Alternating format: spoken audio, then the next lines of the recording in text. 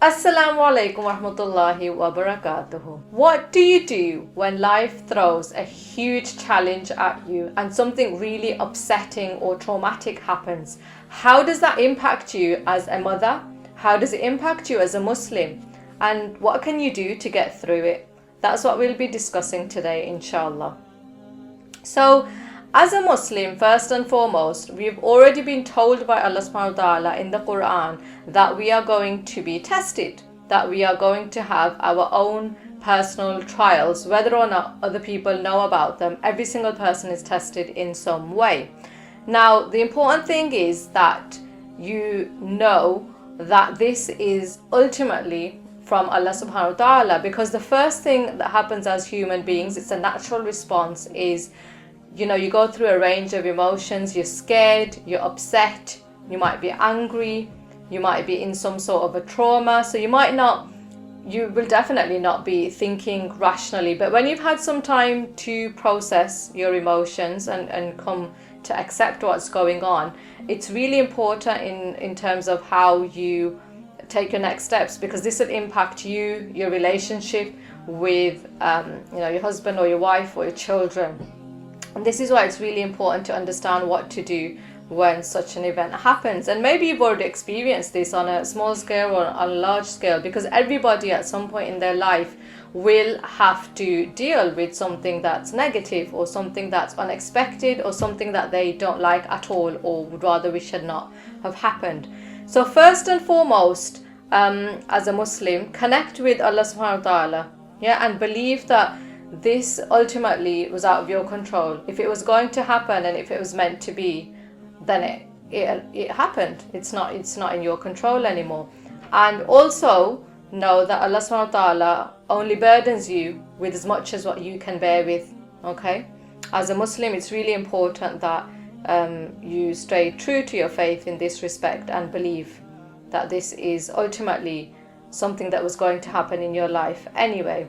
Now, how people respond to this kind of trauma, especially when you're a mom and you're already busy and you're overwhelmed with children, is really, really important, because it'll have a knock-on effect on everything else in your life. So there's a few really important key things that you can do that I wanted to sort of go into today. The first is obviously turn to Allah subhanahu wa ta'ala for your help. So, that goes without saying. Start engaging in more ibadah, so whether that's doing prayers or reading Quran or reading your du'as, more adhkar, and ask Allah subhanahu wa ta'ala after every one of your 5 daily prayers for help, to help you deal with this issue, with this calamity. Try and engage in as much more ibadah as possible, and even when you're doing your usual daily ibadah, just try and spend some time to ask the Creator for help and support with whatever problem it is that you're going through. That's the most important thing.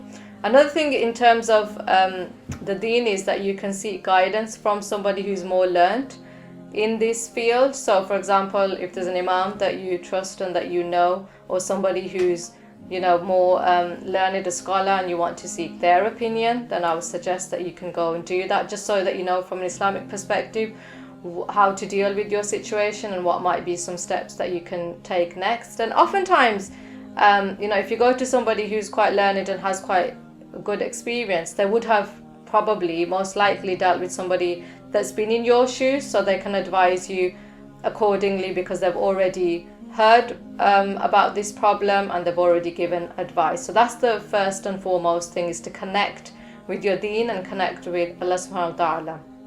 Another really important thing is, as human beings, that might not be the end of it. You might need to seek counseling or seek more further support. So by this I mean speaking to somebody you trust, whether that's from your friends or your family. Now, I would advise, obviously, if you're somebody who's got like a large family or a large group of people that large group of friends, be very careful in whom you share information with when it comes to something like this, because you want to ask advice of somebody who, first of all, wants good for you. And unfortunately, we live in a world where not everybody wants good for you. So you would have to be really careful who you get advice from, to make sure that the advice they're giving to you is objective and that they're doing it for your betterment. So what I mean is sometimes, when you go to family, it can escalate and get bigger if more and more people get involved, or you feel emotional at that time and you tell quite a lot of people.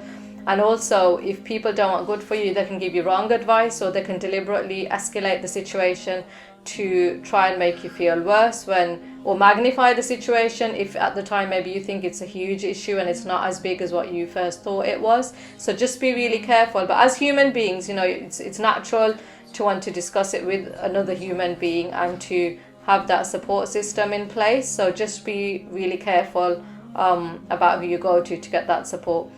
Another point I wanted to mention is, if you are a mom listening to this or even a woman and you've gone through this sort of situation, just think about the impact it would have on your children and whoever else is in your sort of immediate family in terms of how you deal with it. So if you think that you're going to go into some sort of a depression or you're going to be really, really affected, just make sure you've got a good support system in place so that it minimizes the effect on your children. Whether you tell them or not, or your children or your immediate family, obviously depends on the nature of the problem, what it is, whether it's going to be beneficial to tell them or not to tell them, whether they're even old enough to understand, and if they are, how would you explain it to them. So at the time when something happens, you might be really tempted and inclined to just tell everyone, including the children, but just be really careful, because as somebody who works with children, some of these issues are so sensitive that they would have a negative impact on children, and children might not be able to even deal with these issues or even understand what's going on. So just be careful. And if you need to seek counseling for you, your family, your children, whoever, obviously depending again on what it is that's happened, just make sure that you reach out and do that if that's something that you need to do depending on what's happened. Finally, time is the biggest healer, inshallah. So as the days, the weeks, the months go on, as long as you keep doing these things, connecting with Allah subhanahu wa ta'ala, connecting with your deen, making loads of dua, minimizing the issue, trying to work through it, and ultimately getting over it, which might be like a big thing or quite further on down the line. But inshallah you will as time goes on. So inshallah, if you do all of these things, so if you connect with Allah subhanahu wa ta'ala, if you ask Allah subhanahu wa ta'ala in your duas and in your prayers, if you go and seek advice, whether that's professional advice or from somebody if you put all these things into place, and ultimately time is the biggest healer, you allow yourself that time to heal with whatever's happening, then inshallah you should be able to recover. Another thing is that if